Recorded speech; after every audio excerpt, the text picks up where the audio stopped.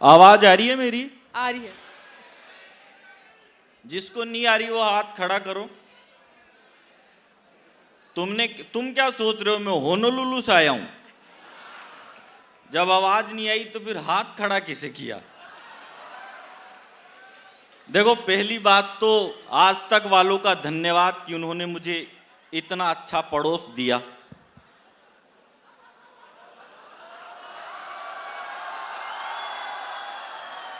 मतलब आप दीपू श्रीवास्तव को देखो। दीपू जी को हम किसी भी प्रोग्राम में लाने से पहले 1 घंटा साबुन से धोते हैं, फिर 2 घंटे उस साबुन को धोते हैं जिससे इनको धोया था। और चित्रा जी को देखो आप, इतना क्रीम पाउडर लगा के आई है, भगवान कसम मेरा कैरम बोर्ड खेलने का मन कर रहा है।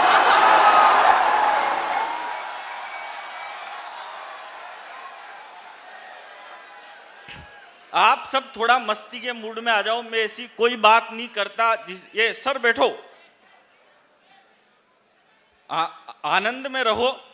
देश में ऐसे ही बहुत सारी प्रॉब्लम चल रही है, ये हो गया वो हो गया। मैं राजू जी के लिए केवल इतना कहना चाहता हूं, राजू जी के लिए मैं केवल ये कहना चाहता हूं भगवान से कि हे ईश्वर, आप तो स्वार्थी निकले जो अपने चेहरे पर मुस्कुराहट लाने के लिए हमारे हास्य सम्राट को ले गए। अब कौन हमको गजोधर की चुटकियां सुनाएगा, कौन हमारे चेहरे पर मुस्कुराहट लाएगा? अरे लेकर ही जाना था तो किसी भ्रष्ट नेता को ले जाते। अगर लेकर ही जाना था तो किसी भ्रष्ट नेता को ले जाते। आपको भी पता चलता इन्होंने हमको कितना रुलाया है। आप तो गए हो उसको लेकर जिसने सदा औरों को हंसाया है। अरे लेकर ही जाना था तो किसी बलात्कारी को ले जाते, या वो 33 टुकड़े वाले को ले जाते।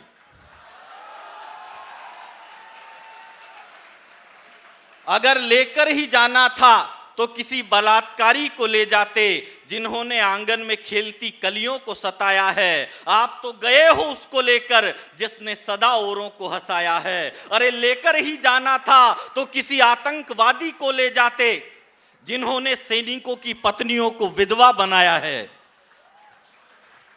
आप तो उसको गए हो लेकर जिसने सदा औरों को हंसाया है। तो भगवान मुझसे बोले कि हे नादान बालक, क्या हमें ठहाके लगाने का अधिकार नहीं है? क्या हमको गजोधर से प्यार नहीं है? माना तुमको राजू ने खूब हंसाया है, मगर इस धरती पर पाप का साया है और देवताओं को मूल्य चुकाना ही पड़ता है, और जो अवतार लेता है उसे वापस बैकुंठ धाम में आना ही पड़ता है।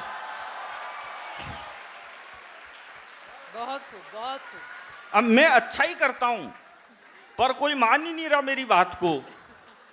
मैं सही बताऊं, मैंने कोरोना काल के बाद इतने जिंदा आदमी पहली बार देखे हैं। क्योंकि कोरोना काल में 2 ही लोगों ने देश की सेवा करी, एक तो डॉक्टरों ने और दूसरी पुलिस वालों ने। हालांकि डॉक्टर जब दूसरी वैक्सीन लगाते थे तो पूछ लेते थे पहले वाली कौन सी साइड में लगी थी। पुलिस वाले ऐसा कुछ नहीं पूछते थे, उनको तो जिधर मौका मिलता उधर ही सैनिटाइज। हमारे देश में क्या हो रहा है भाई साहब? अभी ग्रहण लग गया, सारा देश पागल हो गया, बोले ग्रहण लग गया। ग्रहण कब लगता है चित्रा जी? जब 2 लोगों के बीच में तीसरा आता है तब ग्रहण लगता है। अच्छा खासा चल रहा था रूस और यूक्रेन का, बीच में नाटो आ गया तो ग्रहण लग गया। कभी हाथी आ जाता था, कभी साइकिल आ जाती थी, बीच में बुलडोजर आ गया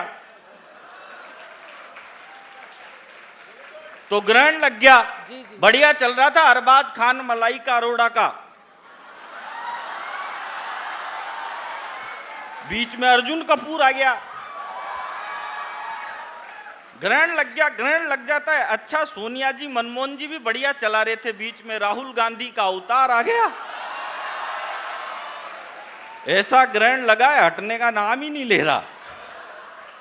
अच्छा, हमारे देश के प्रथम प्रधानमंत्री थे नेहरू जी। नेहरू जी के कपड़े विदेशों में धुलने जाते थे। मोदी जी ऐसा नहीं करते। मोदी जी के 10-20 जोड़ी गंदे होते हैं, वो खुद ही विदेश चल जाते हैं। एक बार में ही सारे बार बार खर्चा कौन करे यार। अच्छा, ये कांग्रेस वाले भी कम नहीं है।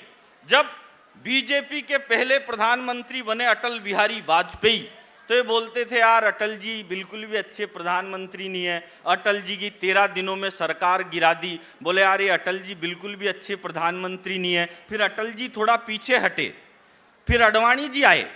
फिर अडवाणी जी ने क्या है, जिन्ना की मजार पे फूल चढ़ा दिए। तो जिन्ना की पे तो नहीं चढ़े, उनकी खुद की पे ही चढ़ गए। फिर अडवाणी जी भी थोड़ा पीछे हटे, फिर वो आए 56 इंच की छाती वाले। तो उनको देख के बोले कि यार ये तो और खराब है, इनसे तो अडवाणी जी और अटल जी लाख गुना अच्छे थे।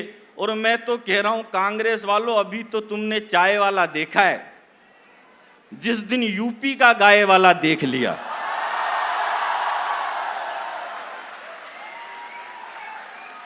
उस दिन कांग्रेस वालों को ये नरेंद्र मोदी देवता नहीं लगने लग जाए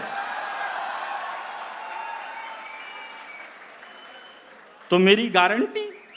देखो, मैं जिंदगी में ऐसी कोई बात नहीं करता भाई साहब, देश में ऐसे ही बहुत सारी प्रॉब्लम है। मेरा परिचय तो केवल इतना है कि वो पृथ्वी में, गगन में वो है, आग में, समीर में, गंगा की लहर लहर में वही है, नीर नीर में, कृपाण में, पिनाक में, त्रिशूल में, तुणीर में, वो छंद में, रुबाई में, वो सूर में, कबीर में, ब्रह्मांड में पुलकित रहा आलोक जिसके नाम का, मैं भक्त श्री राम का, मैं भक्त श्री राम का।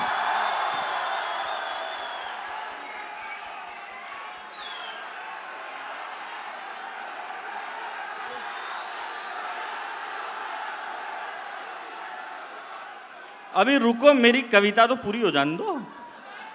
वो पृथ्वी में, गगन में वो है, आग में, समीर में, गंगा की लहर लहर में वही है, नीर नीर में, कृपाण में, पिनाक में, त्रिशूल में, तुणीर में, वो छंद में, रुबाई में, वो सूर में, कबीर में, वो सीप में, वो शंख में, वो फूल में, वो शूल में, मयंक की आभा वही, वही धरा की धूल में, निर्माण में, निर्वाण में, खुशी में और आह में, वो धमनियों की धार में, वो रक्त के प्रवाह में, ब्रह्मांड में पुलकित रहा आलोक जिसके नाम का, मैं भक्त श्री राम का, मैं भक्त श्री राम का।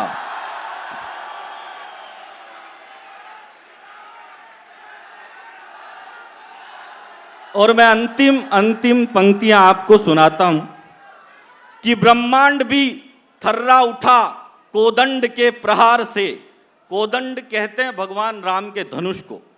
ब्रह्मांड भी थर्रा उठा कोदंड के प्रहार से, सागर भी सूखने लगा जिसकी भुजा के वार से। ब्रह्मांड भी थर्रा उठा कोदंड के प्रहार से, सागर भी सूखने लगा जिसकी भुजा के वार से। दहाड़ सुन पहाड़ रास्ता टटोलने लगे, मेरे प्रभु ने छुआ तो पाषाण बोलने लगे। हवाओं में, फिजाओं में, गवाक्ष पर, कपाट पर लिखेंगे नाम गर्व से। आकाश के ललाट पर ब्रह्मांड में पुलकित रहा आलोक जिसके नाम का, अवधपुरी में बन रहा है भव्य श्री राम का।